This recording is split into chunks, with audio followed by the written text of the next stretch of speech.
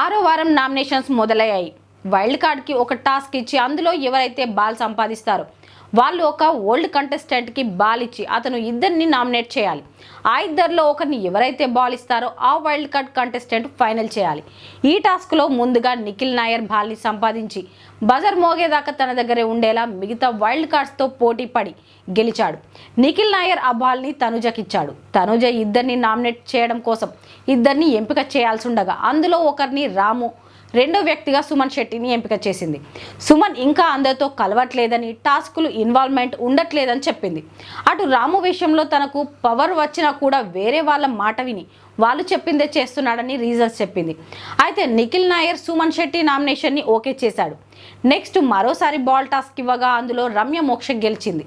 ఆమె రాముకి బాల్ ఇవ్వగా రాము రీతు చౌదరి, డీమన్ పవన్ని నామినేషన్స్లోకి తీసుకురావాలని అనుకున్నాడు.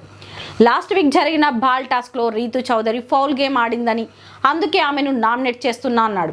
అయితే సంచాలక్గా నువ్వు ఏం చేస్తున్నావు అంటూ అతని మీద ఎదురు దాడికి దిగింది. డీమన్ పవన్కి కూడా ఆ బెలూన్ టాస్క్లో తప్పు ఉందని అన్నాడు. అయితే రమ్య మాత్రం రీతుని సేవ్ చేసి డీమన్ పవన్ని నామినేట్ చేసింది.